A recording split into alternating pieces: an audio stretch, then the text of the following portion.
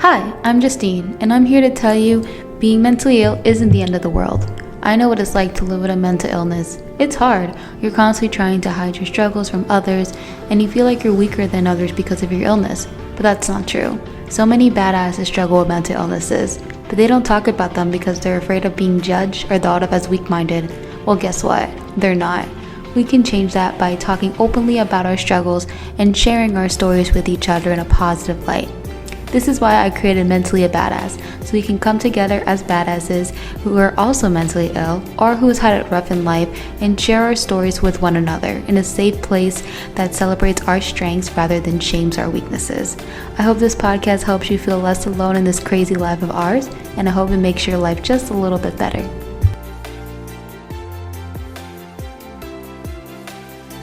Hey everybody, welcome back to Mentally a Badass. My name is Justine, and today I have a returning guest from season 1. His name is Steven, and if you listen to his episode is the one in regards to how mental health is treated in the jail system. So here we are 2 years later, and he is here to chat about how far he have come since he was, in jail, and when he got kicked out with his parents kicked him out, I believe, for drinking alcohol, to my knowledge. And we talked about how he was in jail, he was deprived of his medication. But if you are interested in listening to that episode, that is in season 1, which you can catch on Apple Podcast. And yeah, so we're going to chat about how he went from there to back on his feet. So welcome back, Stephen. Thanks for coming back.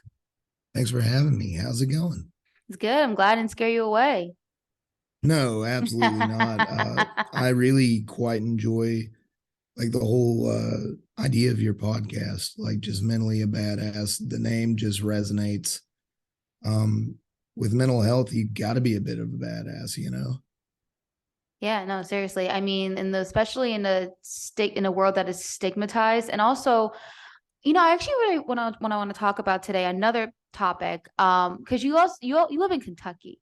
I do. So I actually really want to know how it is treated in that state. So we are going to talk today on how you went from being homeless to being back on your feet and everything. But I also do want to like throw that in there, because I really do want to learn about that because um, I don't know anything about Kentucky. I've never been to Kentucky. So but yeah, so let's start with chatting about the past year for you. Like where were you the past year? We haven't even spoken in like a year.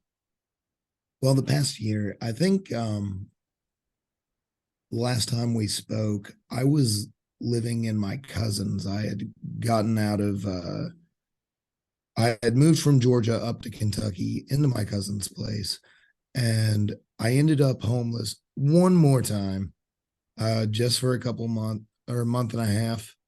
Uh, there's absolutely no hard feelings. They had a kid, they needed the room, and I was off on my schedule of getting my own place by a month. Okay.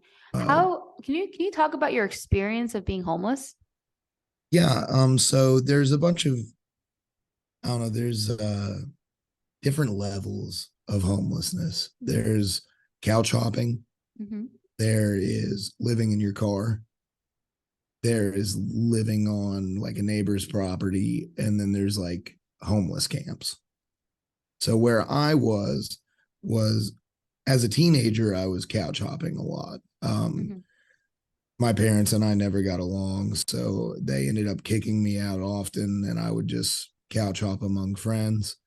But more recently, it was in my car. So it could have been worse.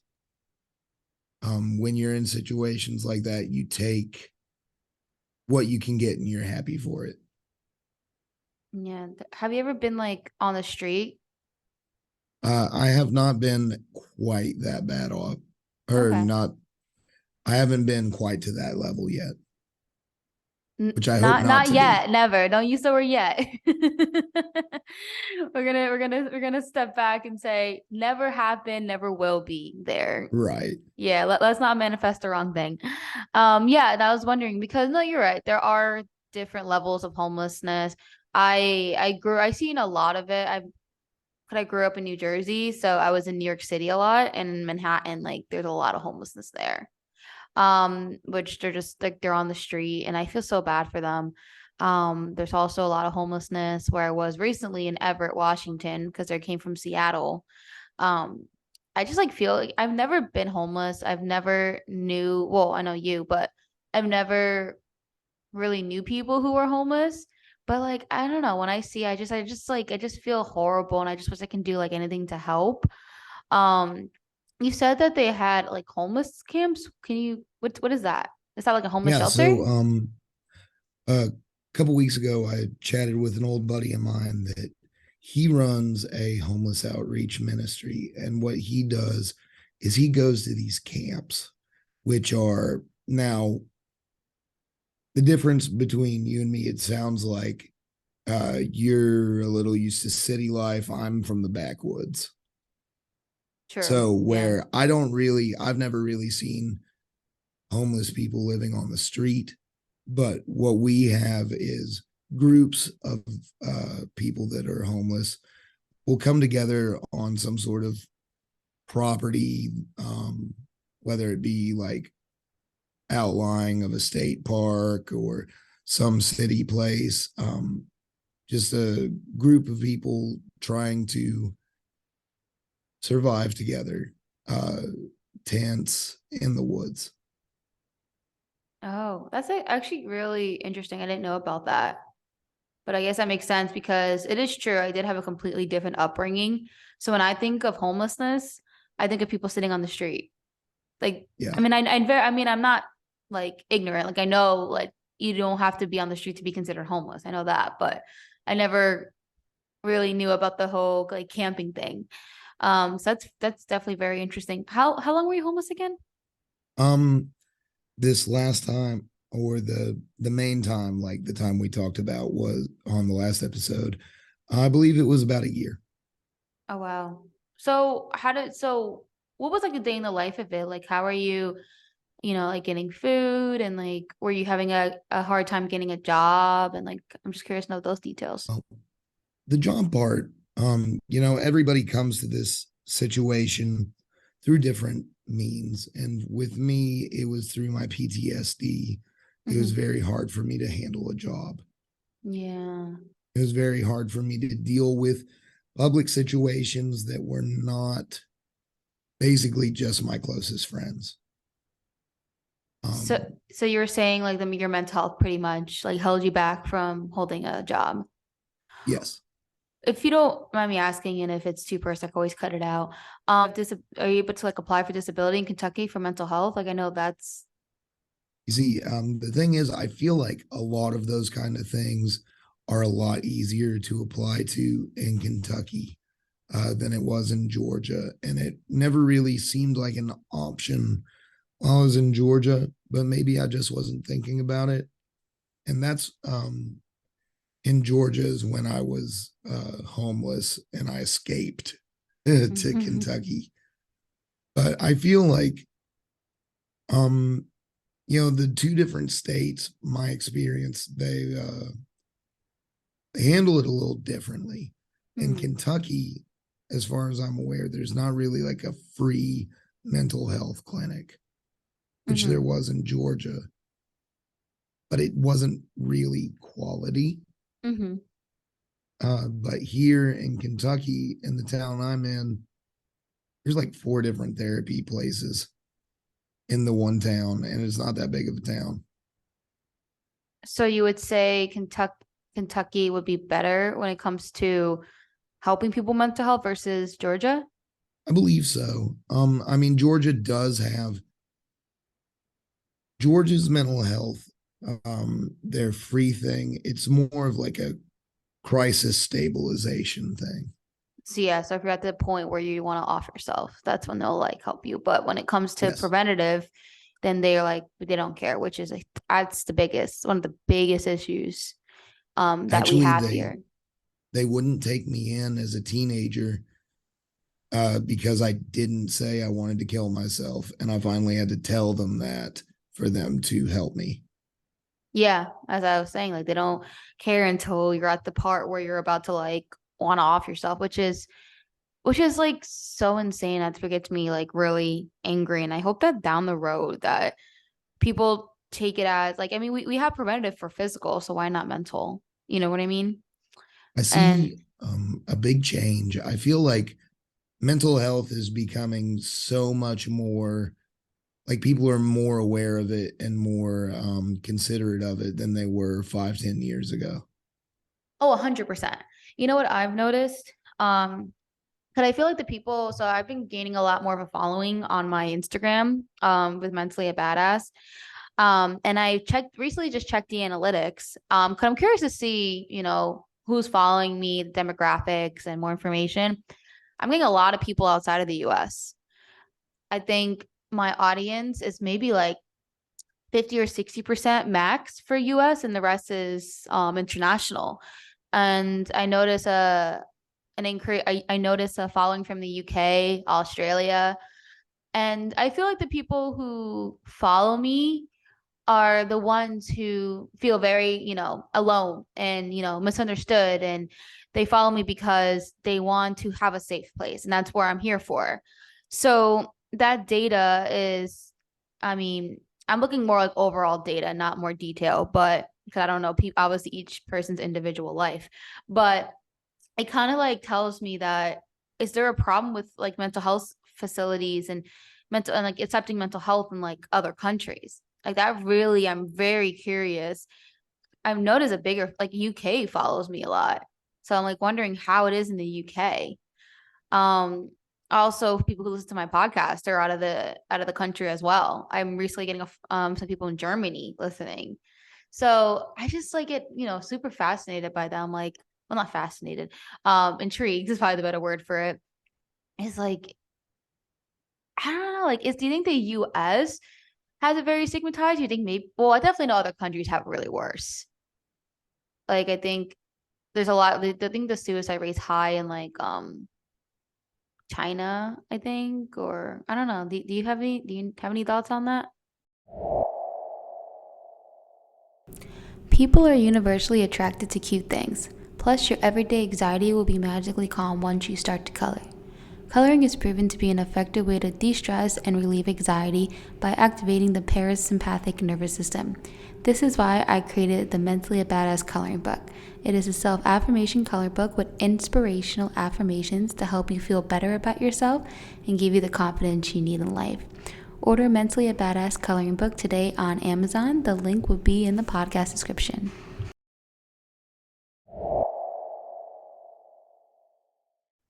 Um, I do know that I heard that like after COVID and the shutdowns and all that UK declared like a mental health crisis Oh, okay.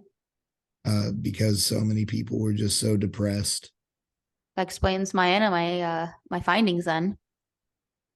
But I wonder why. Like, I guess I need to befriend somebody in UK so I can have a Yeah, conversation with them because I want to know. Like, I want to know what's going on over there. I also have never been to the UK. I hope down the road I can, make my way there. But I'm like really wondering like what happened over there. I feel so blinded by it. Is it the weather? Is it the people? Like, so if anyone listening from the UK, please message me, by the way. I'd love to have a chat with you. But it's crazy. And like, okay, I feel like I'm getting a little off track. Um, One second. I'm gonna cut I whatever. can Yeah, let's I see. can go back to where we were in my story and Yeah, how I'm here today. can you talk about how you went from being homeless to where you are today? Yeah, so a big thing is I got a big helping hand that not many people get. My cousins reached out to me and they knew kind of how the dynamic between my parents and I were. And, I was, the reason I was with my parents as an adult is I really didn't have anywhere else to go. And they let me stay in a shed in their woods with a dog. And so uh, they kicked me out when I got drunk one night. And the rest is a long story that you can listen to on the last episode we did. But My cousins, I barely knew them, and they told me to come move up here with them, and they really helped me get up on my feet. The first thing they did was help me get insurance, so I could get therapy, go to the doctor. They helped me apply for food stamps, and they just kind of helped me set up for restarting my life up here. And I'm incredibly grateful for them. And then a few, let's see here. A few months after we talked last, I ended up in a homeless shelter, just to kind of speed up the process of trying to find a an apartment. And I got that apartment in 2021 October, and I've been here since. Is it your own And place? Are you yeah, living on in your my own? own place. Oh, very nice. I've been able to focus on my podcast more, which is very hard to do a podcast from your car. It's definitely possible, but definitely I actually did one of my episodes from my car, fun fact. Oh, nice. E- Actually no, did I? Did I? I don't know. It was on the go, definitely. Maybe I did. I don't know. Who doesn't whatever, it doesn't matter. Actually, yeah, no, I did do it. I was that's when I was using the Anchor platform and I did it like on my phone. Yeah. Gotcha. Okay. Yeah, that makes sense. It's definitely more challenging. Possible, but challenging. How long have you had your podcast again? Since 2018. Oh, wow. Oh, so since we're talking about that, it's I'll link it in the description, the Confound Millennial, right? Yes. Yeah, dope. And also your Instagram as well to listen to his podcast. Do you want to chat a little bit about like what you offer on there? We just we're still trying to figure out how to do an accurate description of it. We're just me and my friend Ryan Diamonds, we just interview interesting people to us, which leads a lot to interviewing metal musicians. Last year we had Tommy Chong of Cheech and Chong. Um, we just, if we find somebody interesting, that'll we have them on because we're not doing it for the views, we're not doing it for any money. We're just doing it to have a good time and to have life experiences that we can enjoy. And that's pretty much what my podcast has to offer is entertainment through people genuinely enjoying the time they're having. Yeah, that's good. I would say probably the most accurate description is that we interview interesting people from all walks of life. Yes. That would probably like the best. Yeah, that makes sense. I think before we got in here, I just looked at your Instagram real quick and actually know your podcast or I was reading something. And I think you were saying, oh yeah, we do music and this and mental health. And I think that's how you described it. But yeah, Yeah. no, I Music, mean, magic, mental health. That's what our slogan used to yeah, be. music, magic, mental health. Actually, that's pretty dope. I like that. You should put that on a t-shirt. Well, if it's not already like copyrighted or I don't know. I don't think it's copyrighted already. I don't know. You have to like do a Google search. Yeah. No idea. I'm still working on getting mentally a badass trademarked. It's been like over a year and I have like not heard back. So today, how are you? How's your mental health? Today, my anxiety's been a little up, to be honest. But overall today, pretty good. Um, I'm in a really good place. I'm just trying to move forward, trying to build constantly toward the next steps in life, trying to get a new car. Um, I've got a new drive to do my podcast. I only did 14 episodes last year because I was kind of in survival mode. But Mm, now I can finally feel like I can breathe and focus on the things that make me happy and that I want to do. I've been doing a lot of art lately, and I've got an incredible partner that has gotten me into doing arts and being crafty. And it's our 1 year anniversary next week. Uh, and they have just been great in helping me grow and get through my face myself and Mm-hmm. learn to be better. So wait, so what kind of art you said like you're crafty, like what exactly do you do? I do all sorts of stuff. The main part of it, like my partner, they do paintings and stuff. So I wanted to throw something together to sell at art shows with them. Mm.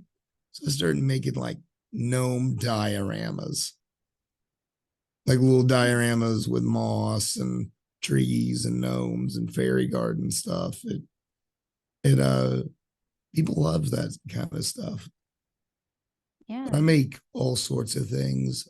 I'm currently working on just a shadow box out of a old TV monitor uh, that's going to have a Mega Man level inside of it.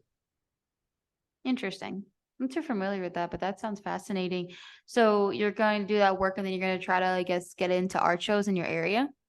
Yeah, during the winter time, there's not as many, but we Yeah, get to people, do that during the yeah. spring and summer. Spring is usually like the art season in my opinion.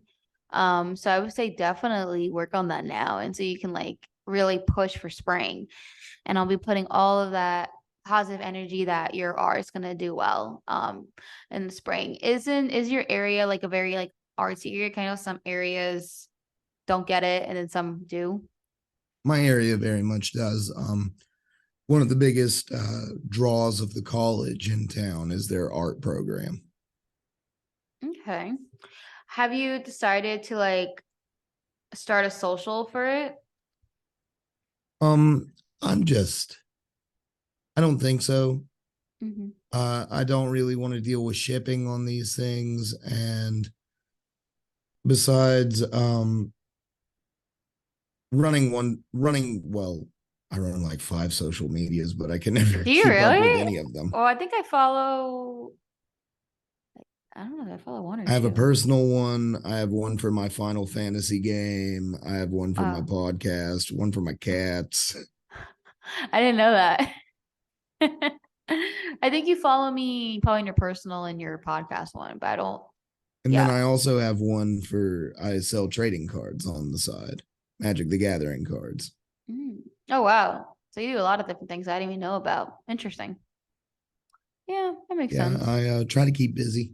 Mm. I have three social medias. I have my personal, my mentally badass one, and then my social media business one. Top three. But I manage like a million of one of them for other people. Oh, Yeah. can I go back to something Yeah. uh, we I didn't when I was talking about this past year, I didn't mention that back in February. So it was August 28th, 2020 is when I got arrested Hmm. for DUI less safe after blowing under the legal limit on the breathalyzer. Hmm. So uh not really sure why they gave it to me anyways, but it wasn't until February of 2022 that I finally went to court over it. Oh, how did that go? I ended up with 1 year probation that could end determined on finishing all of the extra stuff, such as DUI classes and anger management and things like that. And I finished that in November. So I'm finally free of all the legal trouble, which is great because it was really driving my PTSD through the wall. I was having uh, not night terrors, but what is it when you can't move? Sleep Sleep paralysis. paralysis, yeah. I was having that like every other night. Oh, that is not fun. That's scary. Yeah, it was awful. I ended up getting prescribed medicine to keep me from dreaming because of it. Are you still currently on medication? I'm on medication not for the dreams anymore. For your depression? For my depression and anxiety, yeah. Do you feel it works?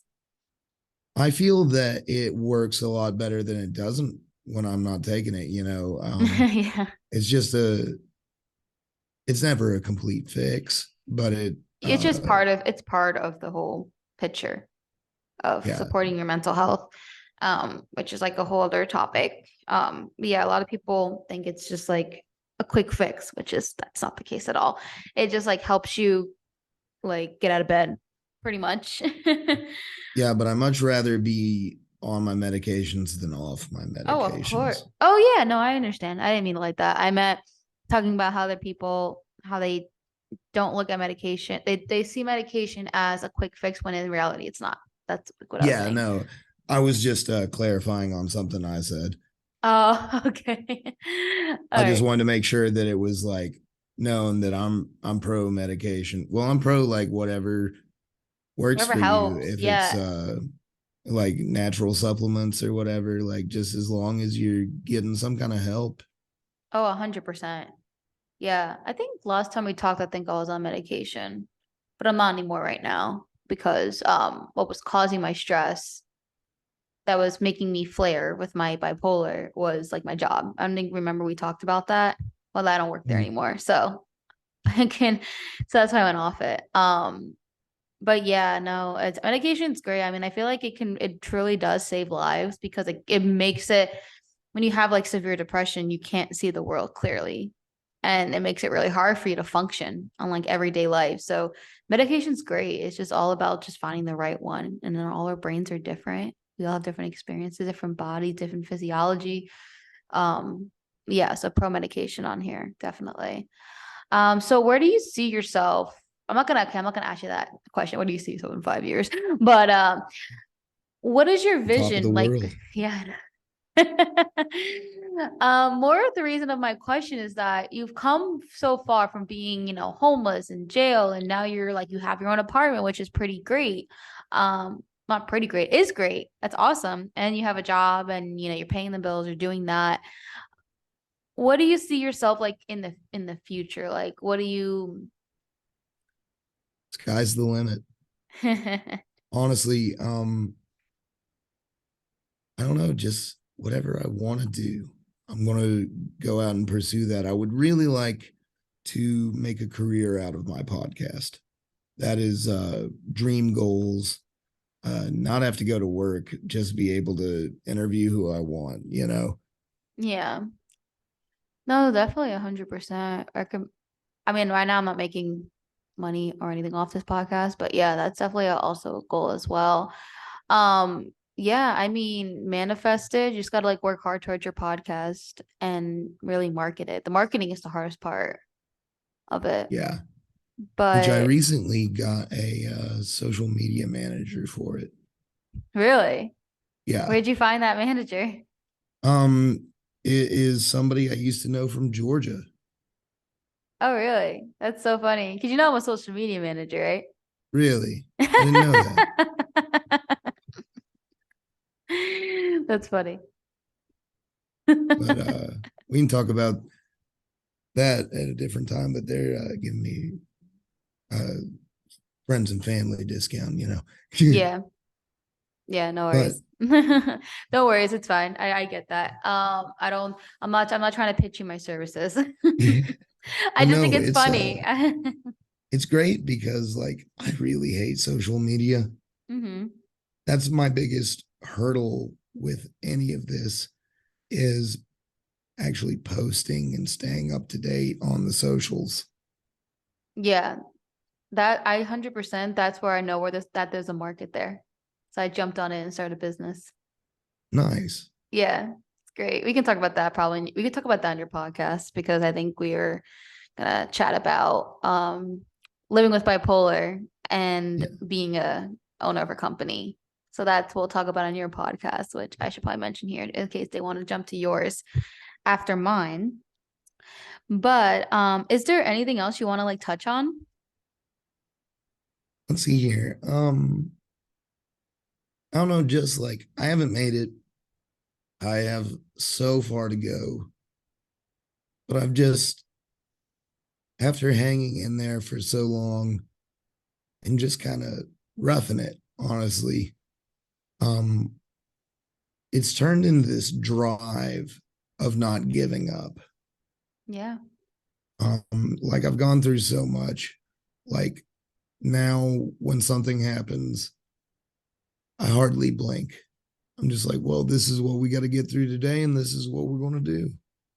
Yeah, I mean, I have a lot of respect for you. I thankfully have never been like, in that position, but I respect, that's awesome that you're able to get out of being in like your darkest moment and you are now like on track of really pushing forward.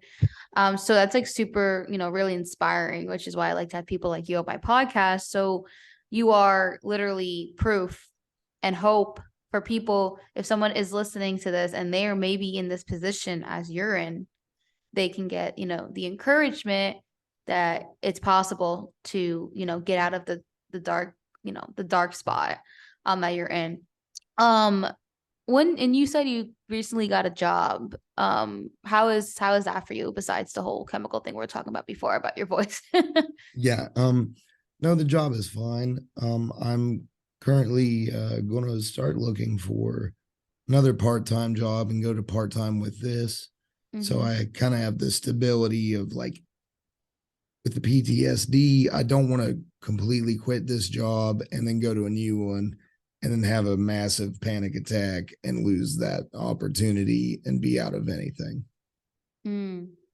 I see what you're But saying. Yeah. I definitely it's a good place to work, but it can be better. And that's another thing that I want to work on in my life is